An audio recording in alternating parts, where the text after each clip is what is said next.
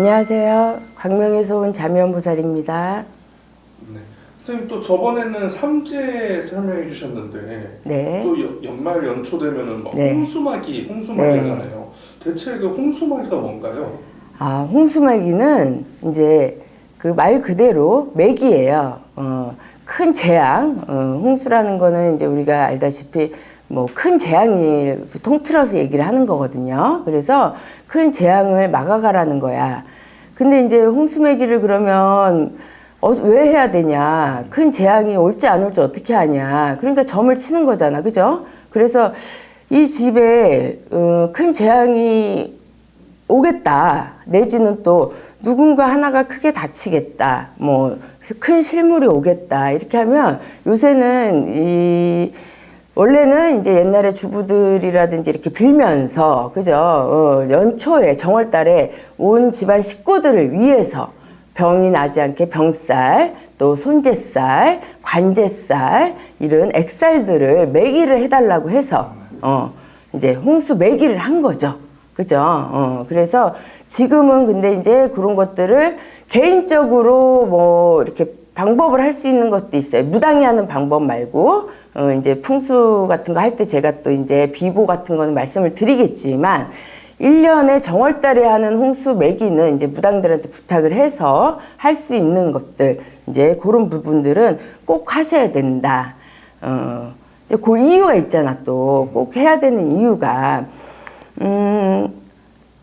요새는 100세 시대란 말이죠. 명이 길어졌어요. 그래서 옛날처럼 한갑 넘겨서 잔치를 한다든지, 뭐, 또 칠순잔치도 안 해, 요새는. 그죠? 그리고 90세 노모가 언제 돌아가시냐고 안 물어봐. 점을 칠 때. 좀 더 사시겠죠?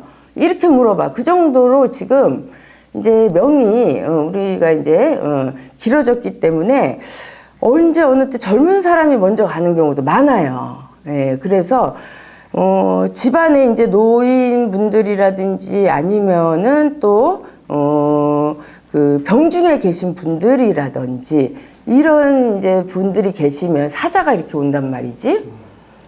극단적이라고 생각할 수도 있겠지만 사자가 오면 애군 액사를 물린 집들은 사자들이 보고 덮어준단 말이지. 그쵸?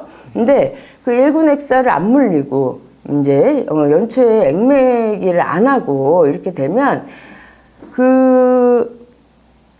원래는 이제 가는 데는 순서가 없다 그러잖아요. 그래서 누구를 잡아갈까 이렇게 하다가 이렇게 딱 찍는단 말이야. 그러면 우리가 급살에 걸리는 거죠. 그래서 없던 병이 있게 되고 우리가 병원 갔는데 어느 날 이런 거 있잖아요.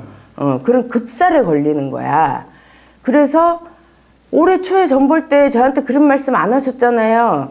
야, 너네 집안에 누가 하나가 횡액을 당한다고 했잖아. 그러니까 횡수매기 막으라고 했잖아. 그때 너만 안 했잖아. 다른 집들 다 했는데 이제 이런 점사가 나오는 거야. 그럼 정확하게 제가 그렇게 당한다고 말씀해 주셨어야죠. 사람들은 이래. 근데 너네 집안 중에 누구와 피해갈지를 몰라요. 그렇기 때문에 그 의식을 해야지 내가 피해갈 수 있다라는 거야. 그래서 홍수매기는 정말 중요한 거예요.